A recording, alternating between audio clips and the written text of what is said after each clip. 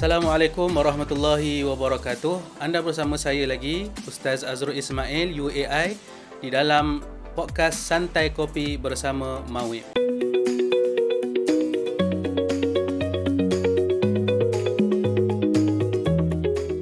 Pada hari ini saya akan bersama dengan tetamu yang daripada Majlis Agama Islam Wilayah Persekutuan yang akan membincangkan bagaimana Mawib membantu asnaf muallaf.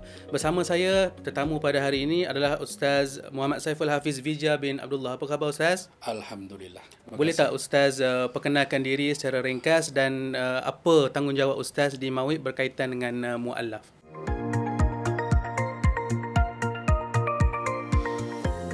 Okey, Alhamdulillah. Pertama, nama seperti mana disebut tadi, Muhammad Saiful Hafiz bin Abdullah. Dan berkhidmat di Mawib ini dah hampir ke tempoh persaraan dah. Dah hampir tempoh situ. Dan insya-Allah sekarang ni masih lagi di bahagian agihan zakat di Mawib. So, tempoh masih agak lama lah sehinggalah sekarang ni. Dari segi keterlibatan Ustaz dengan para muallaf, khususnya di wilayah persekutuan, adakah ada kaitan dengan tugas Ustaz sekarang ni di Mawib? Sebenarnya kalau cakap soal muallaf ini, masa awal-awal lagi pun saya di Jawi, Jabatan Agama Islam Wilayah Persekutuan, dan masa itu pun di unit saudara baru. Okey. Dan sampai ke hari ini, sampai tempoh dah bersara pun, hampir bersara ni.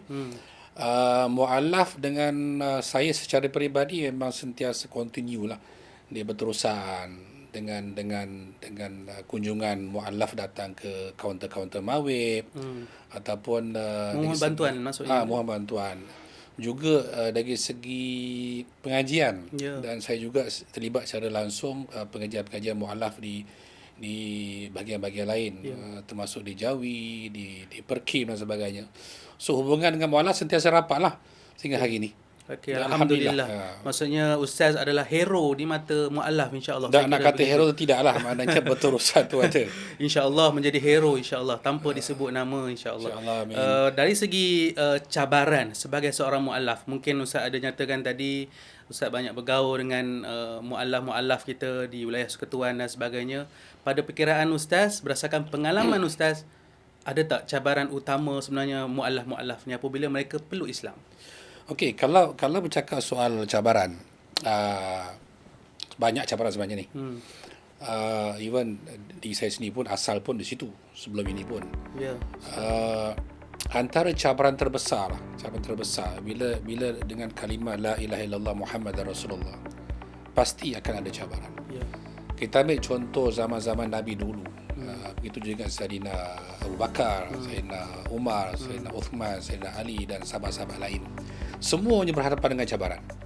Wa imma sekalipun hari ini, muallaf itu, istilah muallaf pada hari ini, siapa-siapa sekalipun dengan la ilaha illallah Muhammadar Rasulullah, bila dia mengucap dua kalimah syahadah, maka di situlah akan bermula cabaran.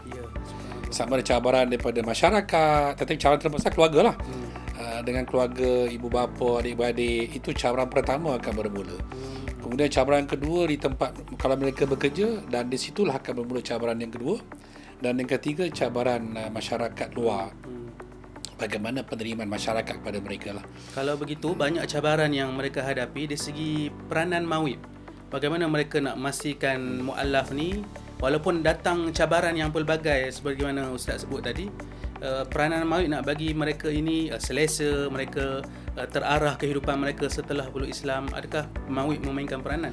Okey, sesuatu yang istimewa kalau kita lihat pada perundingan hukum syarak di Wilayah Persekutuan, digezet oleh Jabatan Mufti sendiri di Mawib, dan digezet selama tempoh 5 tahun. Dalam tempoh 5 tahun pemelukan Islam itu, maka mereka diislam sebagai muallaf.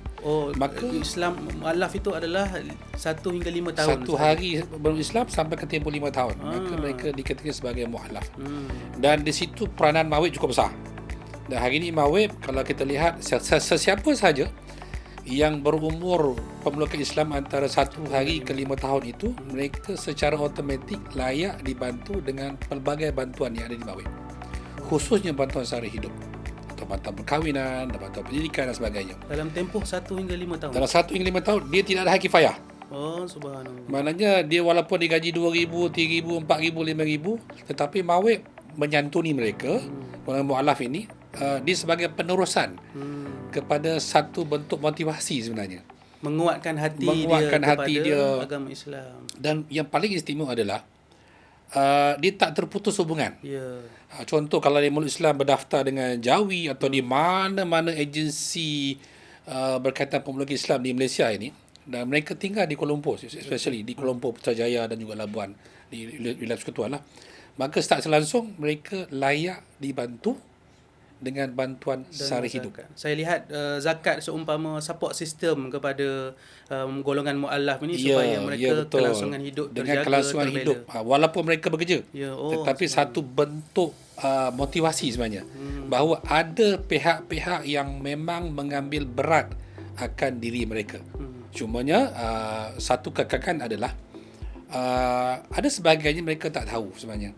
Lepas tu war-war tu perlulah sama agensi pemeluk Islam yang berdaftar itu mewawarkan kepada mereka, ataupun mereka dengan melalui kawan-kawan atau dengan ceramah dan sebagainya, bahawa ada institusi yang bernama Mawib di wilayah Persekutuan yang boleh turun padang menyantuni mereka, dan boleh, bukan kita mengharapkan 100%, tetapi adalah satu agensi yang kita anggap sebagai pelopor kepada pemberian dana zakat kepada mereka ini. Alhamdulillah, bagus sekali pendekatan yang Majlis Agama Islam wilayah Persekutuan laksanakan. Saya kira dia sebenarnya memberi satu support system yang baguslah kepada para mu'alaf kita supaya tak rasa bersendirian. Mereka akan rasa support system daripada orang-orang Islam itu sendiri. Ustaz, sepanjang Ustaz bertugas ni, ada tak kisah-kisah yang mungkin memberi inspirasi di kalangan mu'alaf kepada Ustaz? Ya, nak kata kisah, di sini pun ada kisah juga. Ya, ada betul, kisah kan? juga.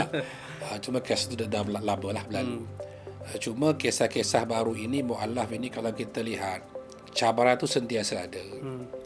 Cuma apa yang penting adalah kita perlu ada sifat kasih sayang. Bagaimana Nabi SAW begitu kasih dengan para sahabat. Tetapi kita hari ini pula masih ada renggangan di situ. Kemungkinan besar dengan itu adalah berpunca daripada mungkin terlalu kepada perkauman sebagai contoh, ataupun mungkin tidak ada sifat sayang yang sepatutnya dianjurkan oleh Nabi SAW, ataupun Allah Subhanahu Wa Taala berkata dengan lita'arafu, supaya kita saling berkenal-kenalan. Kalau ada sifat-sifat yang macam itu, insya-Allah mu'alaf yang memeluk agama Islam itu akan dapat kasih sayang, akan dapat kepada santunan, akan dapat kepada perhatian, akan dapat kepada satu timbang tara dalam kehidupan. Sebab dia akan dua benda akan berlaku. Sebagai contoh, kalau mu'alaf itu berkahwin dengan orang lain, Islam asal, orang Melayu contohnya, maka pihak keluarga Melayu itu perlu ada satu inisiatif tentang kepedulian.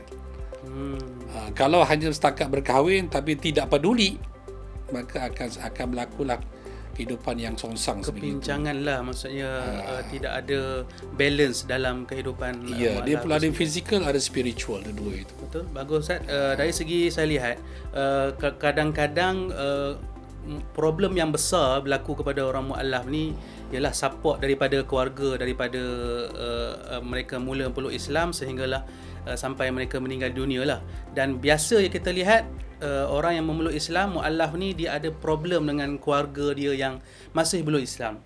Dari segi keadaan begitu, adakah Mawib ada beri bantuan ke, ataupun ada beri sesuatu untuk mereka release ataupun mereka rasa tenang? Okey, gini, itu rare lah, biasalah. Kalau kata berlaku pemelukan Islam dan berlaku kematian sebagai contoh, maka akan ada pihak-pihak akan menuntut. Siapakah pihak-pihak itu? Maka pihak itu adalah mereka yang keluarga asal mereka lah.